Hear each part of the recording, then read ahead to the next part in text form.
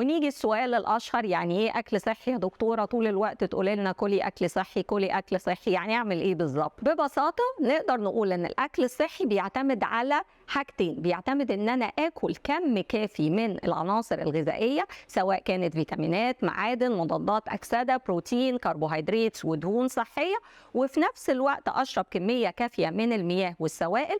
تاني حاجة إن أنا آكل غذاء متنوع، يعني مش أفضل آكل نوع واحد كل يوم، ولكن آكل من كل المجموعات اللي احنا اتكلمنا عليها دي، لازم آكل منها يوميا بشكل مستمر، مش يوم واحد ولكن 24 ساعة في السبع أيام باكل بشكل صحي. طيب يا دكتور، آكل كل ده إمتى وآكله إزاي؟ أسهل حاجة عندنا إن احنا دايما بنقول للمرأة الحامل إنها بلاش تاكل وجبات كبيرة، وجبة أو وجبتين أو ثلاثة. طب آكل الأكل ده إزاي عشان يبقى طريقة سهلة بالنسبة لي؟ احنا دايما نقول إن أسهل حاجة أقسم الوجبات على مجموعة كبيرة على مدار اليوم، بلاش آكل وجبة أو اتنين أو تلاتة، ولكن آكل الثلاث وجبات، ويا ريت بين كل وجبة والتانية يبقى في سناك آخد فيهم الحاجات المتنوعة اللي اتكلمنا عليها. عندنا البروتين والكربوهيدرات والدهون الصحية، بالإضافة طبعا للخضروات والفاكهة، وممكن ناكل مكسرات، وده زي ما اتفقنا بشكل يومي. وطبعا القصة الشهيرة اللي احنا بنتكلم عليها سواء للحامل أو لغير الحامل، البعد عن السكريات والدهون المهدرجة قدر الإمكان. طبعا لو أقدر أشيلها من الحياة يكون أحسن،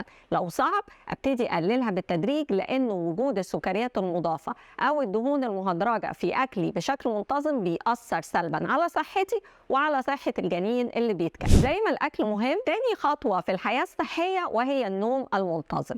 النوم المنتظم معناه ان انا انام من 8 ل 9 ساعات بشكل يومي، زائد ان انا يبقى ليا ميعاد محدد في الصحيان وميعاد محدد في النوم. بالشكل ده هضمن ان الهرمونات في الجسم اللي هي بتخلي الجسم يا اما ينام يا اما يقوم ويشتغل بشكل نشيط ويساعد على الهضم والحرق، تبقى دايما منتظمه وموجوده بشكل جيد. زائد ان وقت النوم هو الوقت اللي الجسم بيتخلص فيه والخلايا بتتخلص فيه من كل الفضلات اللي هي مش محتاجها، وبنبتدي نعيد بناء الخلايا والأنسجة اللي تلفت في الاستعمال على مدار اليوم. الخطوة الثالثة والمهمة جدا وهي الحركة والرياضة. الحركة هنا معناها ان انا ابقى بتحرك طول اليوم، سواء كان شغل البيت او في شغلي او بقوم اعمل مشاوير. طبعا مش بعمل حاجات مرهقة ليا او تأثر على الجنين، ولكن بتحرك بشكل منتظم، لان ده بيساعد على مرونة المفاصل والعضلات، وبيساعد على الحرق وبيحسن المود.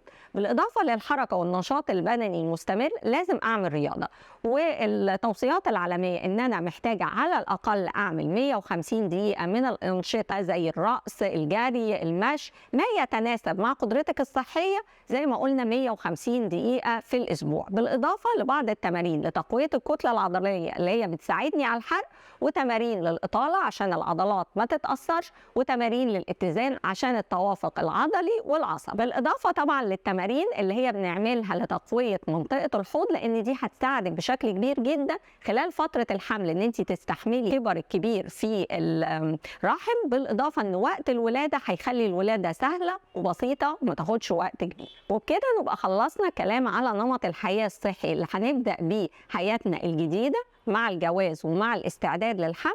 وخلونا نتكلم المرة الجاية على التغذية في فترة الحمل، وخصوصا في الشهور الستة التانية.